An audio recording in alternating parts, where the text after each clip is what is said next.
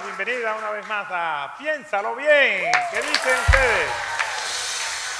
Tenemos un público muy entusiasta hoy. Damos muchas gracias a todos ellos. Parece que cenaron, vinieron con fuerza y tienen energía para hacer de este programa más ameno. Así que le damos muchas gracias por estar aquí, le damos muchas gracias al Señor que nos permite hacer este programa. Y en vista de lo interesante que estaba el programa de la semana pasada, pues decidimos hacer una segunda parte acerca de lo que es la adolescencia y las diferentes situaciones que tienen que enfrentar los seres humanos en esa etapa de la vida.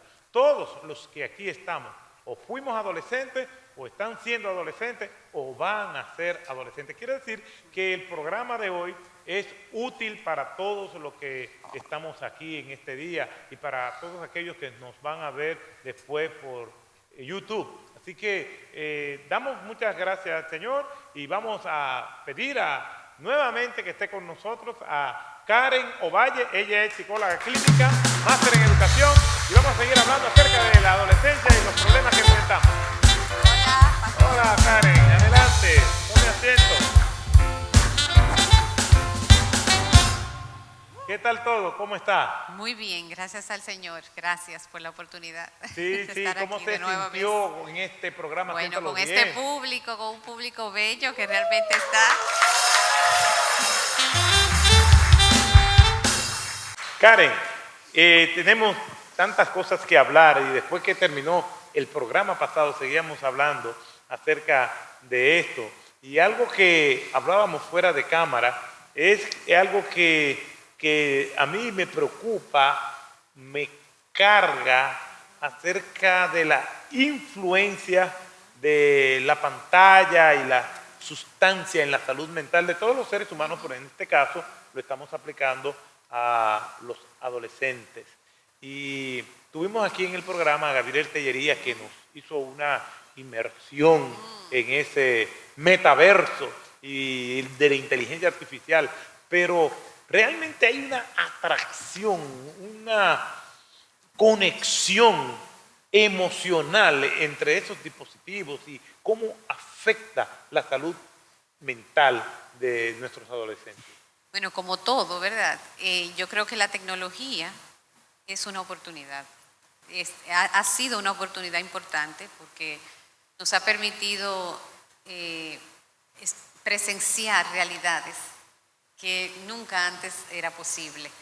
Y todos, no solo los adolescentes, nosotros tenemos la oportunidad de conocer virtualmente tantos países, conocimientos, estadísticas, investigaciones, conocimiento en general. Y eso es gracias a la tecnología. Sin embargo, ahora recientemente se hizo un estudio, una recopilación de estudios del 2011 al 2023. 50 estudios se fueron recopilando y hubo un resultado alarmante y que lo sabíamos de algún modo. Y es que el exceso de exposición a todo lo que es televisión, redes sociales, computadores, dispositivos, va directamente relacionado con problemas de salud mental. Cuando hablamos de una exposición exagerada, cuando estamos hablando de un tiempo exagerado, de una actividad exclusiva virtual, entonces sí definitivamente tiene un efecto contradictorio. El cerebro del adolescente es modificado a partir de una exposición excesiva a los medios virtuales. Esas conexiones se van modificando de manera que el estímulo recibido en pantalla es tan y tan poderoso que luego ese cerebro no responde a los medios naturales de, por ejemplo, leer un libro, poder mantener la atención en una clase, en un medio académico, socializar, poder resolver conflictos, poder manejar las emociones. ¿Por qué? Porque ya hubo una modificación neurológica y entonces se pierden habilidades, se debilitan conexiones neuronales y otras se fortalecen. Por eso es tan riesgoso y tan peligroso mantener ese sistema que nos quedamos, ¿verdad? Heredamos de pandemia, de poder hacer todo lo que hacemos a través de los medios virtuales. Necesitamos salir al mundo. Eso es una adicción, entonces. A veces nos resistimos porque vemos que el término adicción solamente se puede aplicar al consumo de sustancias, pero no, es una adicción. De hecho, es similar. El mecanismo neurológico es muy similar a los videos que a las sustancias, al tabaco, al alcohol. Es una estructura adictiva, obsesiva, que se vuelve compulsiva en el tiempo, donde ese niño o ese adolescente comienza a dar síntomas cuando se les retiran los dispositivos. Es correcto. Se vuelven irritables, pierden la paciencia muy fácilmente, se altera su apetito, el sueño, desorientación, pierden el sentido de la realidad muchas veces y no saben qué hacer porque ya están conectados. Y hay un deseo, un anhelo permanente de poder recuperar. Pero la buena noticia es, y lo hemos visto trabajando con las familias, es que cuando ese dispositivo se retira y ese tiempo es sustituido por actividades físicas, trabajo formativo, no remunerado por supuesto, pero un trabajo voluntario, un trabajo donde el adolescente tenga que esforzarse, asumir responsabilidad, en un tiempo esos síntomas comienzan a ceder y ese adolescente comienza a experimentar la vida de otra manera. Baja el nivel de ansiedad, baja los niveles de irritabilidad y comienza a disfrutar de la vida. Pero necesitamos desconectarlos y que ellos al principio no lo van a entender o no van a colaborar, pero luego sí lo harán. Y eso es tan importante, poder subir los estándares, pastor, con nuestros adolescentes.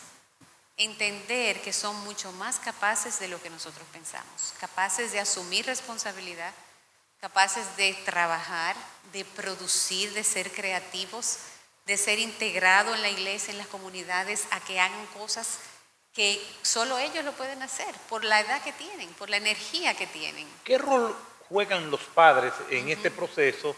Porque en mi experiencia como pastor, los padres quieren que los hijos cambien, quieren que los hijos modifiquen su conducta, rompan con ciertas adicciones, ciertos patrones de conducta, pero ellos no cambian. Es como que los padres digan, ustedes tienen que cambiar, esto es lo que ustedes tienen que hacer, pero no hay un acompañamiento de parte de los padres. ¿Qué rol juegan los padres en esto? Hay un discurso permanente en los jóvenes. No me escuchan, creen que tienen siempre la verdad. Yo también pienso de una determinada manera, yo quiero que me escuchen porque yo veo las cosas, yo las interpreto también. Tenemos los dos extremos, o mucha responsabilidad y cero privilegio, o demasiados privilegios y ninguna responsabilidad. Entonces los padres necesitan tener un balance entre que los adolescentes sientan que tienen ciertos privilegios por la edad que tienen. A veces vemos 3 hermanos de diferentes edades y los 3 se acuestan a una determinada hora, salen, se compran el mismo tipo de ropa, van a los mismos tipos de diversión, salen todos juntos. Y una de las cosas que necesitamos hacer es salir de manera individual con cada uno de los hijos. Correcto. Poder sacar un tiempo fijo con ese hijo específicamente y conectar con la realidad de él, que no es el que tiene 10, ni el que tiene 5, ni el que tiene 20. Entonces, es poder localizar dónde yo puedo, en qué área de la vida yo puedo conectar mejor con mi adolescente, cuáles son sus inquietudes. Si a él le gustan los deportes, yo voy a involucrarme con ese deporte. Aún en los mismos videojuegos, a veces lo vemos como algo que yo no tengo acceso, y él está en su habitación, él está jugando. Esa habitación no es una puerta cerrada, tiene que ser una puerta abierta, una pantalla abierta donde yo puedo mirar, yo puedo involucrarme, jugar con él, preguntar y saber sin caer en pánico, sino mantener un sistema de comunicación. Bueno, yo creo que en parte usted pudo contestar lo que sería la siguiente pregunta. No solamente necesitamos orientar a nuestros adolescentes, también necesitamos escuela de padres y necesitamos los padres también aprender a cómo nosotros trabajar con ellos. ¿Hay algunos aspectos puntuales que podríamos decirle a los padres, voces de alerta cuando ya entendemos que algo no está yendo bien con este adolescente? ¿Qué nota de esperanza le podemos dar a los padres? ¿Qué pueden hacer los padres para poder sacar a sus hijos y ser más proactivos e involucrados en este proceso de formación, de búsqueda de identidad? Claro. Bueno, las voces de alerta un poco la hemos visto, ¿verdad? Rápidamente el aislamiento, la irritabilidad, el cambio de conducta radical, cuando cambia sus notas escolares, por ejemplo, cambia sus hábitos del apetito, come más o come menos, de cómo los hábitos de sueño cambian, también son señales de alerta. Sin embargo, muchos de estos cambios son propios del proceso de la adolescencia. Por ejemplo, la melatonina en un adolescente, que es... ¿Qué es la melatonina? La melatonina a mí me gusta mucho el jugo de melatonina con un poco de azúcar, no muy dulce, porque las cosas dulces me hacen daño, pero la melatonina es muy bueno, combinado con otras frutas tropicales. Otras frutas tropicales. Sí, exactamente. La melatonina es la sustancia que induce al sueño. Es aquella sustancia que el cerebro produce y entonces se induce al sueño, y de hecho se toma, los adultos toman... ¿No es una fruta entonces? No, toman... El melocotón es que es una fruta. Se parece. Entonces, ¿qué pasa? En el adolescente el cerebro de la melatonina llega muy tarde en la noche, por eso no es casualidad que un adolescente se duerma mucho más tarde y en la mañana esté dormido. Eso lo tenemos que tomar en cuenta en la escuela, ¿verdad? Sí. Pero eso no significa que, como eso es propio del adolescente que se acuesta a las 2 de la mañana. Tenemos que lograr entender que sí, no te puedes acostar a las 9 conmigo, aquí se cerró todo a las 9 o 10 de la noche. Ahora, ¿qué yo voy a permitir que tú hagas hasta las 11 o 12 de la noche? ¿Vas a leer un libro? ¿Vas a... De rodillas a orar ahí? Pintar. Se me pone ahí a orar. Ahora, lo que no podemos es tener dispositivos abiertos, porque ahí se dan las 2 y 3 de la mañana y no pasa nada, y al otro día dormido. Y un joven que no duerme lo suficiente va a ser un joven que va a desarrollar síntomas y no va a tener un buen desempeño en la escuela. Preguntaba qué podemos hacer. Bueno, lo que no podemos es cansarnos. No podemos cansarnos de esperar y tener expectativa con nuestros adolescentes. No podemos cansarnos de instruirlo en la palabra de Dios, de estar ahí para ellos y de amarlos. Muchas veces, sin darnos cuenta, caemos en el error de decir, de criticar. Estamos tan interesados en que mi adolescente vaya bien en la vida, que el 80 o 90% de mi lenguaje es o una crítica, o una orden, o una queja, los adultos en general. Y eso tenemos que tener mucho cuidado, independientemente de cómo se vea ese joven. Tenemos que tener un equilibrio de animar al adolescente, estimularlo, poder destacar lo positivo. Esto es bueno, cuando yo te veo que tú haces esto, yo me siento contenta, yo me siento contento. No estar permanentemente enfocado en lo que hace falta, o en el error, o en el mal comportamiento del adolescente. Pero eso está maravilloso, y yo creo que los adolescentes que tienen a sus padres en casa, que tienen ciertos niveles de seguridad, que estudian, que con sus defectos y virtudes, los padres están ahí. Pero ¿qué le podemos decir a un adolescente que vive en mayor riesgo social, Totalmente. que vive con unos tutores que son apáticos, que quizás tienen una consanguineidad lejana de esos adolescentes? Ellos cayeron allí después de rodar por muchísimos sitios, han tenido que interrumpir sus estudios, vive con una amargura, llega a una comunidad, se compara con otros. Mire, ¿por qué yo no tuve eso? ¿Qué nota de esperanza podemos decirle? Bueno, la esperanza es Cristo. Vamos a empezar, vamos a decir la verdad, la esperanza es en Cristo. El corazón del adolescente, como en todos los seres humanos, es un corazón adorador. Va a buscar a quién seguir, a quién adorar, es una verdad que va a seguir. Y si no sigue la verdad verdadera, ¿verdad?, que es Cristo, y conoce a Dios, es un adolescente que siempre va a estar en riesgo. ¿Por qué? Porque la educación no va a ser suficiente, el trabajo no va a ser suficiente, siempre va a haber ese vacío. Y la prueba es que vemos jóvenes excelentes académicamente o que no están en pobreza y sin embargo caen en vicios.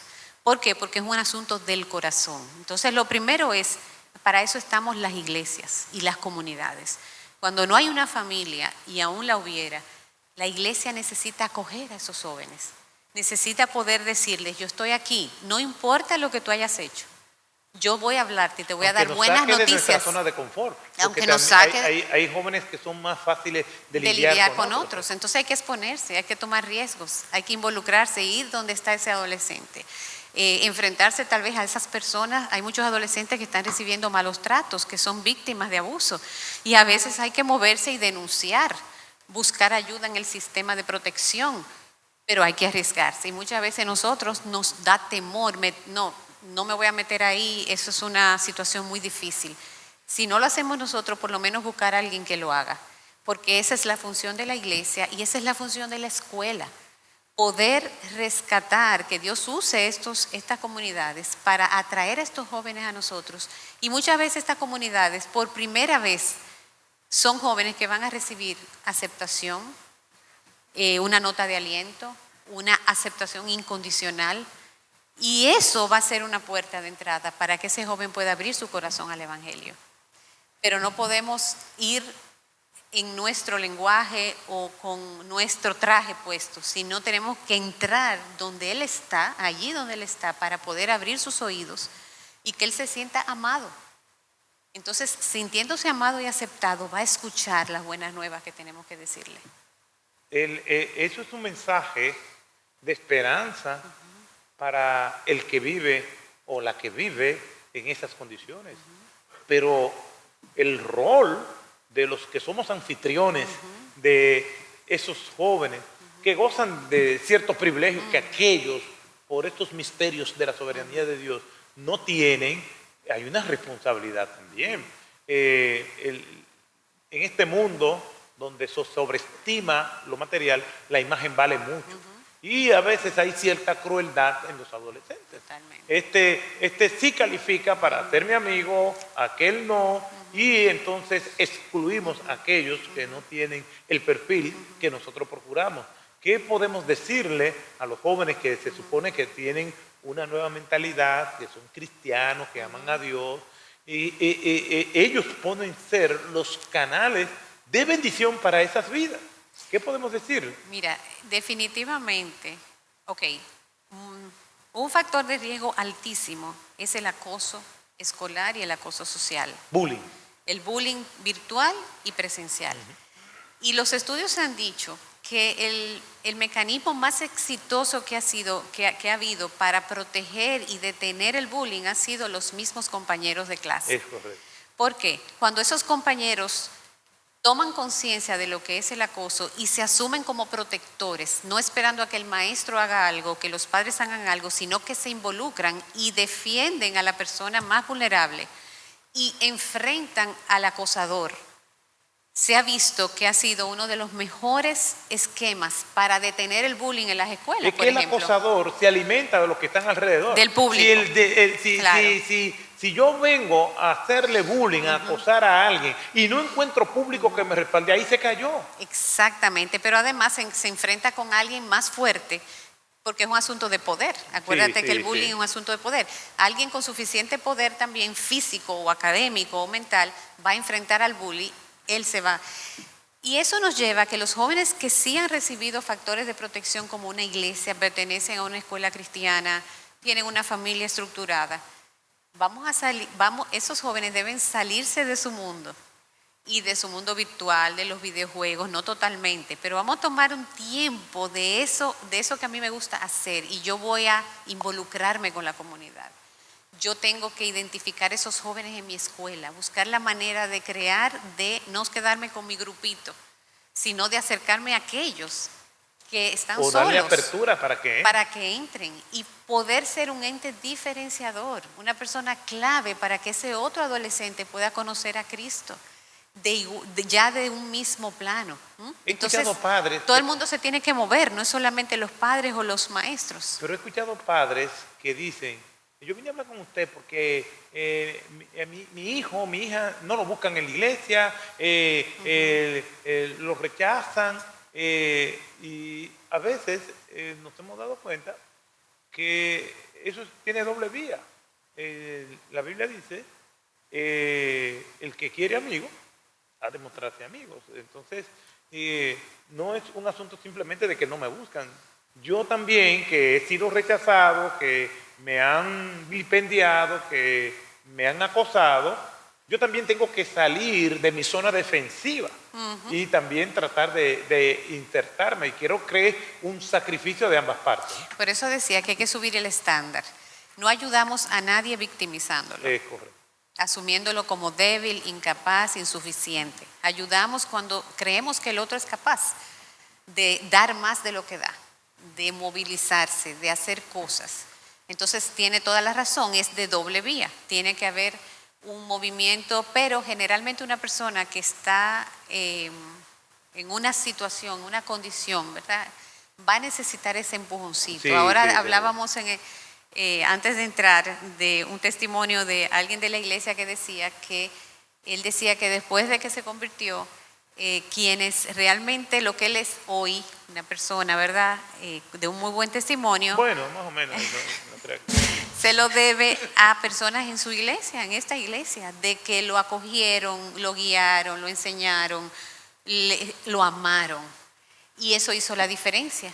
Que aunque tuvo una familia que también lo amó, pero en esa etapa difícil la iglesia tuvo un papel predominante. Entonces los padres a veces no saben, es falta de información, es falta de manejo de las emociones, mamás muy ansiosas, muy intensas, por ejemplo, o un papá muy rígido, esto es, y no me hable más del asunto. Entonces a veces las líderes de la iglesia y personas de la iglesia ponen ese complemento, no es que van a sustituir a los padres, Somos aliados. pero son aliados de los padres, colaboradores, los maestros, señores. O sea, increíble la marca que puede dejar un maestro, una maestra en la vida de un adolescente, que después se pasan años hablando de ese maestro y de ese profesor de manera específica. Qué importante es entonces el entender que somos seres sociales y que Dios nos creó para vivir en comunidad. Y la iglesia es una comunidad terapéutica, es una comunidad sanadora. Y es tan duro que quizás la última esperanza que una persona tiene de probar algo diferente es la iglesia. Pero tenemos que reconocer que tenemos que pedir perdón también. ¿Por qué? Porque en ocasiones la iglesia no ha jugado ese rol. Y tenemos que promover y practicar la congruencia del buen mensaje que predicamos y la vida que vivimos. Muchas veces se ha dicho, ¿verdad?, que lo que hacemos puede ser la única Biblia que muchos van a leer. Exactamente. Entonces, no perdamos de vista el impacto de nuestras vidas en la vida de otros, así como otros nos han impactado a nosotros. Cada movimiento que hacemos, cada cosa que dejamos de hacer, tiene un resultado y tiene un impacto. Entonces, eso nos debe llevar a ser sobrios en cuanto a nuestras decisiones, en cómo invertimos el tiempo, qué leemos, qué hablamos, con quién me reúno, dónde acudo y cómo educo a mis hijos. Gracias, Karen, por haber estado con nosotros. Pudiéramos pasarnos horas hablando con Karen y damos muchas gracias al Señor porque nos permite tener estas orientaciones. Y realmente hay personas que han recibido tantos golpes en la vida que pueden llegar a pensar que no hay esperanza, que ya todo se agotó y que no hay nada más que hacer. Eso es una gran mentira. El Señor, si te tiene con vida, todavía hay esperanza para tu vida. Todavía el Señor no ha terminado contigo. Ni siquiera aquellos que podamos decir que estamos en ese camino de crecer y ser más maduros, todavía Dios no ha terminado con nosotros. Yo creo que una buena manera de responder a cualquier pregunta cuando nos dicen, por ejemplo, ¿cómo está? Una respuesta que yo doy a veces es en construcción. Dios todavía no ha terminado conmigo. Hay áreas que están habitables y otras áreas que hay que desarrollar. Todos estamos en construcción. Decía un autor, Leonard Ravenhill, que la iglesia es un hospital donde todos estamos en tratamiento.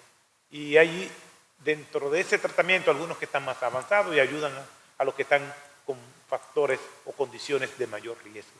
Pero todos tenemos la esperanza que hay en Cristo Jesús. Por eso es un momento oportuno para levantar nuestros ojos al cielo y humillar nuestros corazones delante del Señor y decirle que nos ayude. Y déjame decirte, Cristo es nuestra única esperanza. Amén. Fuera de Él no hay nada, con Él hay todo. Que Dios te bendiga, gracias por estar en este programa, piénsalo bien, gracias a nuestro público maravilloso y gracias Karen por acompañarnos en este programa. Será hasta la próxima. Dios le bendiga.